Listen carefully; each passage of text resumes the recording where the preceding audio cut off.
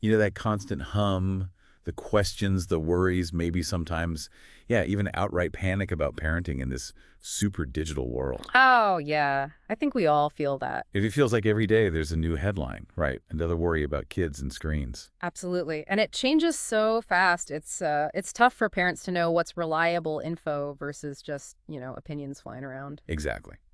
So today we're doing a deep dive. We're going into some really insightful research-backed stuff on parenting in the digital age. Mm-hmm. We're pulling directly from Professor Jacqueline Nessie's brilliant work, her Substack newsletter, Technosapiens. Fantastic resource. Totally. Our mission here is basically to pull out the most important nuggets, the key insights from her work, and give you a shortcut, kind of, to getting well-informed on this really critical topic. Yeah. So let's get into it. Okay. So a really key thing Nessie stresses right away is grounding all this advice in understanding adolescence itself. Right. The teen years. Yeah, roughly ages 10 to 20. We often think of it as just difficult, challenging. Yeah. The storm and stress idea. Exactly. But Nessie's research, and she builds on others like the UCLA Center for the Developing Adolescent, she reframes it. She says these years are actually this unique time of super fast growth, learning, development. It's a huge opportunity, actually, for adults to help shape who teens become. That's such an important shift in perspective. Yeah. Not just getting through it, but seeing the opportunity. Right. It's about working with their developmental needs, not, fighting against them. And she lays out 6 key scientific needs for teens. That sounds like a really useful framework for parents. It really is. So first up is exploration and risk-taking. Okay. Teen brains are just wired for excitement, for novelty. So the idea is we should encourage healthy risks. Like what kind of healthy risks? Well, trying a new sport, maybe taking a tougher class at school, or, using their voice online or offline to stand up for something they believe in, things that feel a bit challenging but are ultimately constructive. Got it. Okay, what's next? That leads nicely into the need for meaning and purpose through contribution. As teens develop more empathy, they become really capable of helping others. Mm-hmm. And this can be simple stuff, like supporting a friend who's having a hard time, maybe online, doing chores at home without being nagged, or getting involved in, say, student government or volunteering. It helps them feel like they matter. Right, like their actions have impact. That makes sense. Number 3. Decision-making and emotional regulation. And, we all know teens feel things so strongly. Oh, yeah. The highs are high, the lows are low. Totally. Whether it's excitement over some new trend or just intense frustration about something feeling unfair. So Nessie really highlights teaching them to recognize and manage those big feelings. How do you do that? Equipping them with healthy coping skills, things like distraction techniques, mindfulness, maybe just listening to music, self-care routines, and crucially, we have to model that stuff ourselves. Yeah, that's always the hard part, isn't it? Okay. Okay, what else? Then there's support from parents and other caring adults. Even when they act super independent. Which they do. They still absolutely need warmth, our interest, and, appropriate structure. That means clear rules, boundaries, and parents basically knowing what's going on in their lives. Monitoring, yeah. Right. And having other supportive adults, coaches, teachers, mentors, that's also really vital for them. Okay, 2 more. Fifth is developing values, goals, and identity. They're actively figuring out, who do I want to be?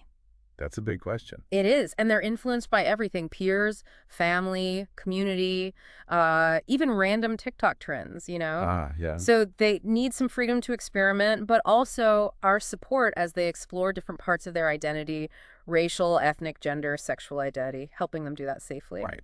And the last one. Finally, respect and social status. Teen brains become hyper aware of social standing during these years.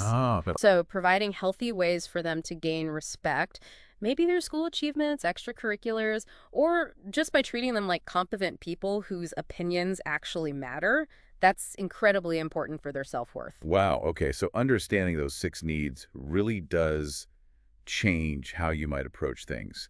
But how does this translate to, the everyday screen time arguments? Well, Nessie says it starts by rethinking what we mean by discipline. Okay, not just punishment. Exactly. She defines it as your entire system for teaching kids acceptable behavior. And it's built on 3 things: warmth, structure, and effective consequences. Okay, let's break that down. Warmth. Warmth is pretty straightforward. It's showing affection, support, actively building that positive, loving connection. So what does that look like? For little kids, maybe it's dedicated special playtime. For older kids, maybe a movie night or, I don't know, even making a silly TikTok together. Right. These moments, she calls them deposits in the bank. They build trust. I like that. Okay, and structure. Structure means having consistent, predictable limits, rules, and expectations, and being really clear and specific. So not just less screen time. Right. More like, okay, you can play Minecraft for 30 minutes on weekdays, but only after homework's done, and it has to be before 8 p.m., something concrete. And for older kids, she suggests actually involving them in setting the rules, makes them feel more ownership. It's kind of firm but flexible. You need to know your absolute deal breakers versus the things you'd prefer they didn't do but might negotiate on. Okay, warmth, structure, Yeah. and consequences. Yeah. This ties into that learning theory, right? Exactly. Operant conditioning. Sounds technical, but the basic idea going way back is super simple. Behaviors followed by a good outcome are more likely to happen again. And one's followed by a bad outcome. Less likely. Precisely. Understanding this is key to guiding kids' behavior online or off.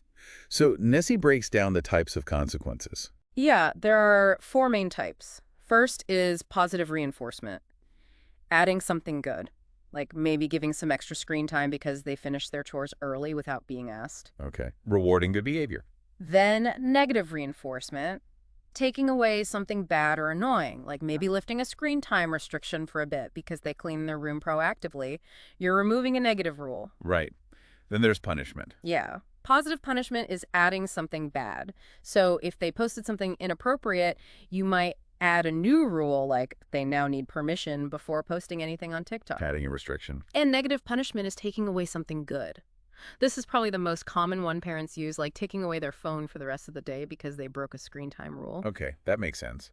But Nessie points out a common mistake, right? Yes, a huge one. Sometimes our attention, even if we're scolding or lecturing them, can actually act as positive reinforcement for younger kids. They crave the attention, good or bad. Oh, interesting. So yelling might accidentally encourage the behavior. It can, yeah. And also giving in when they escalate, like having a huge tantrum over the iPad and you finally just give it back to make it stop, that reinforces the tantrum itself. Ugh, been there. We all have. And related to that, she talks about something called the extinction burst. The what now? Extinction burst. It means when you start consistently ignoring an unwanted behavior that used to get attention, like whining, expect it to get worse for a bit before it gets better. Worse. Oh, great. I know, but it's actually a sign it might be working. They're trying harder to get the old reaction. Knowing this helps you stay consistent and not give in right when it feels toughest. Okay, that's actually really helpful to know. It explains a lot about those after-screen meltdowns too, doesn't it? Yeah. Why do kids flip out so much when it's time to turn things off? Nessie's research points to a few key reasons. I mean, first off, it's just hard to stop doing fun things, right? Screens light up the brain's reward centers. True. Also, kids might have temporary problems with executive functions. Switching tasks is hard. Sometimes they might be imitating bad behavior they saw on a show. Oh, interesting. Or maybe stopping interrupts their progress in a game, which is super frustrating. Screen time might be replacing needed physical activity. Sometimes it's just overstimulation, or they have these big feelings, excitement, frustration, that don't just switch off. That makes a lot of sense. Yeah. So knowing why helps us figure out what to do. Exactly. She offers proactive strategies, like experiment with different types of shows or games. Try different ways of stopping. Give those 5-minute or 2-minute warnings. Talk to them about the transition. Ask them, hey, why is it sometimes hard to turn off the iPad? Help them build that self-awareness. What else? Make a plan together beforehand. Like, okay, we'll watch 2 episodes, then it's off. Think about timing. Maybe don't have screen time right before something demanding. Maybe plan a calm activity after screens. Good idea. And the big one, be consistent. Stick to the limits, even with whining. You can validate their feelings. I know you're disappointed, it's time to stop, but hold the line. Right. Consistency is key. Oh, and turn off autoplay. Seriously. If meltdowns are happening all the time, maybe you do need to reduce the overall amount of screen time. Okay. That consistency point feels really important. Which kind of leads us to some specific digital challenges, right? Like, what about the really little kids, ages 5 and under? The guidelines seem super strict. They are pretty strict. The AAP and WHO say basically no screens under 18 months except video chat, then 18-24 month only co-viewing educational stuff, and 2-5 years, an hour or less of high-quality programming. But the reality is often different. Very different. Nessie points out that, on average, 2 to 4-year-olds are getting something like 2.5 hours a day. Wow. Her take, which I find really helpful, is that the specific hour cutoffs can be a bit arbitrary. The real question is screen time interfering with the absolute essentials for healthy development? Which are? Sleep, physical activity, and crucially, that back-and-forth human interaction. She calls it serve and return. Serve and return. Like tennis. Kind of. Imagine a baby babbles or points. The parent serves back by responding, naming the objects, making eye contact. That responsive interaction is fundamental for brain development. Too much passive screen time can get in the way of that. Got it. So it's about balance and what screen time might be displacing. What about what they watch? Does it have to be educational? Nessie says developmentally appropriate is key. It doesn't always have to be explicitly educational, but those shows often do have positive messages. She looks for 4 qualities in good shows. They should be active, prompting responses, engaging, holding attention without being overwhelming, meaningful, connecting to their lives, and socially interactive, modeling positive interactions. Like Daniel Tiger or Sesame Street? Exactly. Daniel Tiger, Sesame Street, Dora, Super WHY, those kinds of shows often hit those marks. And do kids actually learn from screens at that age? Well, Nessie highlights the video deficit. Basically, kids under 3 learn way less effectively from a 2D screen compared to a real live person. Why is that? A screen can't respond contingently, offer different angles, provide that rich multisensory input like a real person or object can. Once kids are 3 or older, some learning can happen from screens, but it's significantly boosted if you co-view, watch with them, and talk about it. Okay.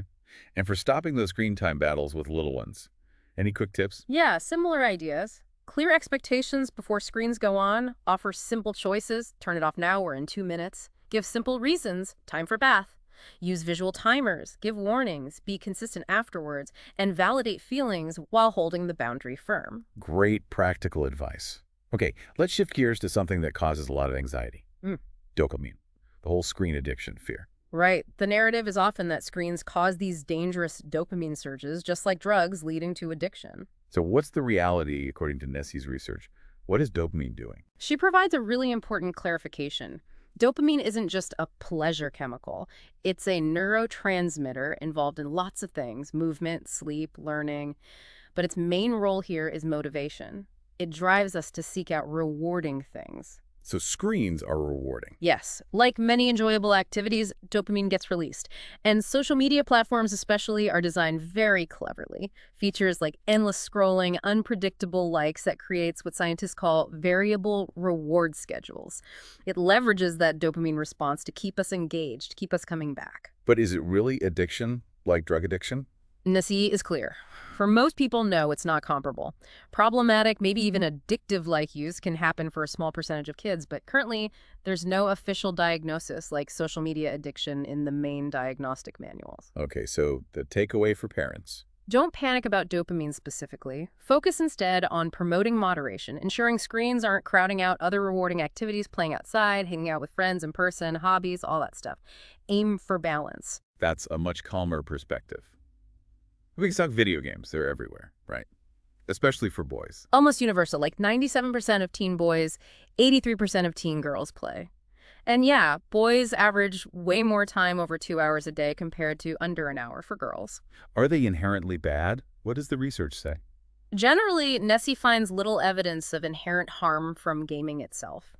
In fact, there are some cognitive benefits linked to certain types of games, things like better working memory, faster reaction times, improved attention skills. And socially. They can be a really important social space, particularly for boys, a way to connect, cooperate, compete with friends. But the big question is always, when is it too much? Yeah, and Nessie brings it back to that key question. What are the games replacing? Right. If gaming is consistently pushing out sleep, homework, physical activity, face-to-face socializing, that's when you need to be concerned. What about actual gaming disorder? Is that a real thing? It is. It's characterized by things like losing control over gaming, giving it increasing priority over everything else, and continuing to game despite negative consequences.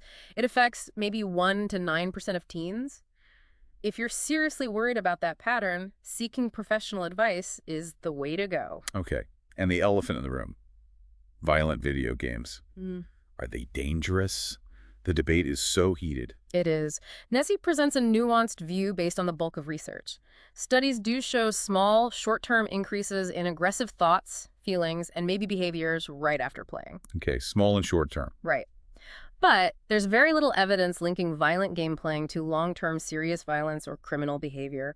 That connection is often overstated in the media. So how should parents handle violent games then? Nessie gives 5 key pieces of advice. 1, know the research, understand the nuance, the short-term versus long-term findings. 2, know your child, how's their temperament, who are their friends. 3, know the games, actually play with them or watch, check ratings on sites like Common Sense Media. 4, talk about it. Discuss your family values, your concerns about the content. And 5, set flexible limits. Use that collaborative, autonomy-supportive approach. Involve them in setting boundaries around what they play and when. That seems really balanced. Okay, one more big debate area. Phones in schools. Why are schools considering bans? Well, the reasons are pretty clear. Worries about distraction, interfering with learning, potential negative impacts on social skills like less face-to-face interaction, cyberbullying concerns, and general worries about mental health. And what does the research say? Are phones actually distracting? Oh, yeah. The research is pretty solid on that. Smartphones are distracting. Even just having one nearby, even if it's off, can impact attention and performance on cognitive tasks. Okay, so they're distracting. But do bans actually work? Does banning phones improve things? That's where the evidence gets a bit more mixed, according to Nessie. Some studies, like one in England, found small but significant improvements in test scores after bans, especially for lower-achieving students. Okay, so some positive effect there. But other studies, in places like Norway and Sweden, found minimal or no impact overall, or maybe effects only for certain student groups. So it's not a simple bans work or bans don't work. Exactly. Nessie suggests that limiting phone use during the school day makes logical sense to reduce distraction. But the details really matter. How is the ban enforced? Do teachers have support? It's not a magic bullet. Right. A phone ban isn't going to solve the entire youth mental health crisis on its own. Precisely. There are many factors involved in student well-being at school, and phones are just one piece of a much larger puzzle. Okay, this is all incredibly helpful context. Let's pivot now to some really practical tools. Yeah. The number one question I hear is, when is the right age to get a kid a smartphone? And Nessie's answer, maybe frustratingly for some, is there's no single right age. Huh, yeah, I figured. Her general advice, based on the evidence of potential interference with social skills and academics, especially for younger teens, is to wait if you can. Delaying is often beneficial. But how do you know if your kid is ready? She offers a great framework called the 4 R's to help parents think it through. Okay, what are they? Responsibility. Does your child generally show responsibility in other areas of their life? Do they understand what it means to be responsible with a device? Rules. Do they understand the rules you'll set and why those rules exist? Risks. Do they have a basic understanding of potential online risks, like privacy issues or cyberbullying? And reasons. What are their actual reasons for wanting a phone? Is it genuine need or just peer pressure? Yeah, it's a really useful checklist. What if you decide they're not ready for a smartphone, or you just want alternatives? Nessie mentioned several options. There are basic phones, yeah. Flip phones still exist. Wow. There are also these minimalist, kid-friendly smartphones like Gab, Pinwheel, or Bark phones, which have limited functionality. And smartwatches can be a good intermediate step, too, allowing calls and texts with approved contacts, but no internet browser or apps. Okay, good options. So let's say they have the phone. Now, boundaries and parental controls. Nessie has some specific rules she recommends. Yes, some really actionable ones. First and foremost, no phone in the bedroom, especially at night. Sleep is just too important. Absolutely critical. Second, establish at least one other phone-free zone or time, maybe family meals, maybe car rides. Oh. Third, require permission before downloading new apps or making in-app purchases. Avoid surprise bills. Fourth, talk constantly about using good judgment, being kind online, choosing positive content, thinking before they post. And fifth, a simple one. They need to respond to texts or calls from parents reasonably promptly. That seems fair. What about the technical side parental controls? Are they effective? Nessie has a great analogy. Parental controls are like a gate, not a wall. A gate, not a wall. I like that. Yeah. They're useful for slowing kids down, creating barriers, making it harder to access inappropriate stuff or spend too much time. But they're not foolproof. Determined kids can often find workarounds. So don't just set them and forget them. Definitely not. The crucial thing Nessie emphasizes is that setting controls needs to be an ongoing conversation. Sit down with your child, explain why you're setting certain limits, listen to their perspective, and adjust the controls together as they get older and show more responsibility. Can you give some examples of the kinds of controls available? Sure. On Instagram, for instance, teen accounts default to private now, and there are restrictions on who can message them. Parents can use the supervision tools to see who they follow and who follows them, who they message, not the content, and set daily time limits. Okay. What about TikTok? TikTok has different settings for younger teens, 13 to 15, versus older ones, 16, 17, regarding things like direct messages and comments. They also have family pairing, which lets a parent link their account to manage settings, including screen time. And Snapchat. Seems like a tricky one. Snapchat also has settings to limit contact from strangers for teens. Their Family Center lets parents see their child's friends list and who they've messaged recently. Again, not the content, but just the contacts, which gives some oversight. YouTube offers YouTube Kids for the youngest. For older kids, there are supervised accounts parents can manage, allowing them to choose content levels, block channels, turn off search, and see watch history. There's also a general restricted mode filter. And then just the phone's operating system itself. Right. Both Android with Google Family Link and iOS with Apple Family Sharing and Screen Time have built-in tools. You can set time limits for specific apps or overall usage, approve app downloads, track location, and filter web content. So many tools. Lots of tools.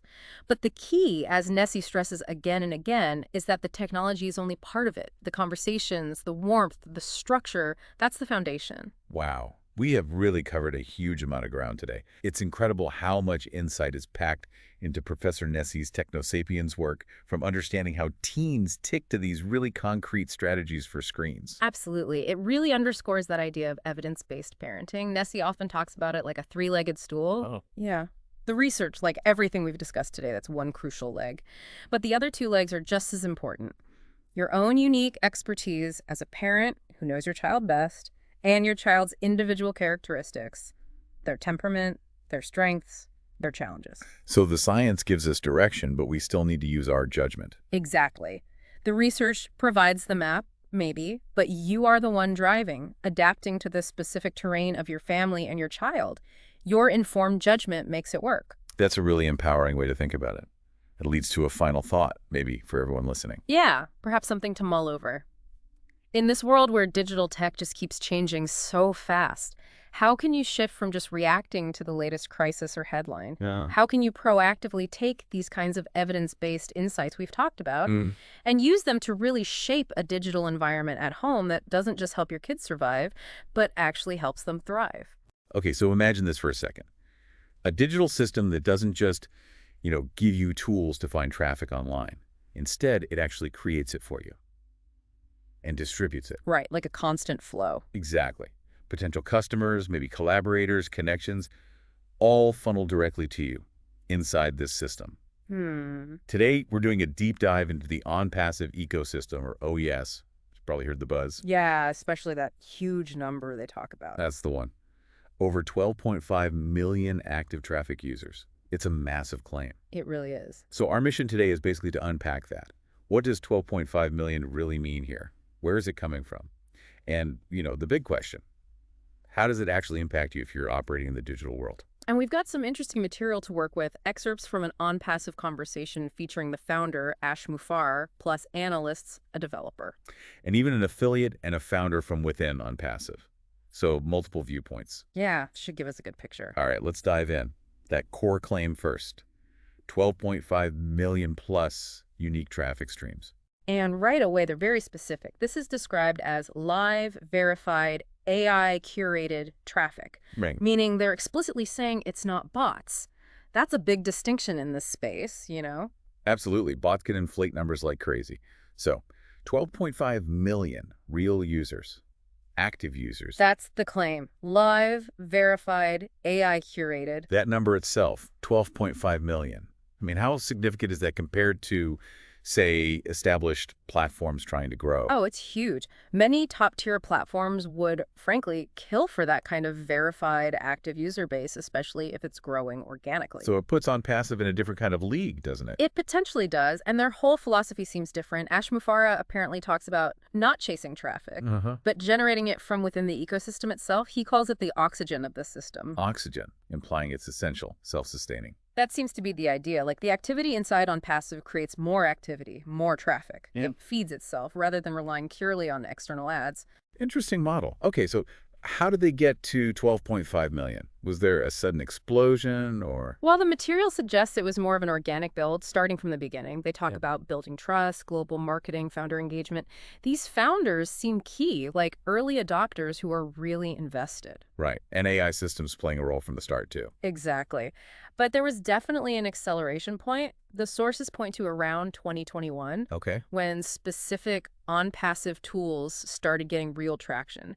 Fatma, the affiliate in the script, she mentions things really taking off with tools like OTrim, OTrim, that's the link shortener. yeah, the advanced one, and OMail, their secure email, and ONet, the social network platform. So usage of the tools themselves started driving referrals and growth. It seems so.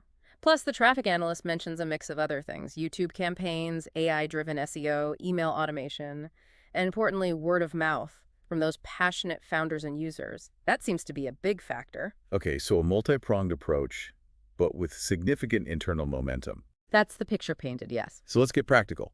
If you're a user or one of these founders inside OES, what does this 12.5 million traffic figure actually do for you? Well, the way it's framed, it's like a gold mine, potentially. Gold might have. Potential customers, subscribers, maybe team members if you're building something, all within that closed ecosystem. And we have examples of this, like real users seeing benefits. Yeah, the source material gives a couple. Mark, the OnPassive founder, he apparently talked about leads just dripping in from previews of OConnect. OConnect, that's the webinar platform. Video conferencing, webinars, yeah. So just from previews, he's seeing leads. Without him actively pushing it externally. That seems to be the implication in that specific example. And then Fatima, the affiliate, Uh-huh. her story was about Onet, the social platform. She apparently went from maybe 200 followers to over 30,000 on her monthly reach. Wow, okay. And how? Attributed directly to the internal reach tools within Onet, so the system itself amplifying her presence. Okay, so volume matters. But you mentioned AI curated earlier, and Ash Mufari talks about intelligent traffic. What's the intelligent part? Right, that's crucial. It's not just throwing millions of people around randomly. The AI is key. Its main job, basically, is to watch how people behave inside the OES. What do they click on? How long do they engage with certain tools or content? What are their preferences? Okay, so it's learning user behavior. Constantly. And then the intelligent part is it uses that understanding to redirect similar users to relevant stuff. Ah, so if I'm interested in, say, e-learning tools. Exactly. If someone else in OES has an e-learning product or service, the AI might identify you as a good match and subtly push that product your way or connect you with communities interested in that. So it's trying to predict relevance. Precisely. It's aiming for quality connections, not just quantity. That sounds potentially very powerful. Can you give us a sense of the speed or precision? Like, what does that feel like for someone using the system? Well, imagine launching something new inside OES. A product, a service, maybe even just a piece of content. Okay. Instead of the usual grind, SEO, external ads, social media campaigns, the idea here is the system's AI could connect your launch to thousands of interested users, potentially within minutes. Interested being the key word there. Absolutely. That's why they call it predictive traffic. It's not just raw numbers, it's numbers that the AI predicts are much more likely to actually engage or convert because their past behavior indicates interest.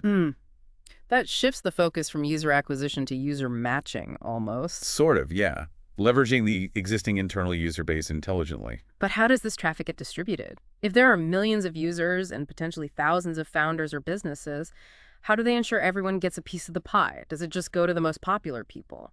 That's a really important question, and they seem to have a specific mechanism for it. They call them intelligent rotator systems. Rotator systems, like a round-robin sort of thing. Kind of, but intelligent.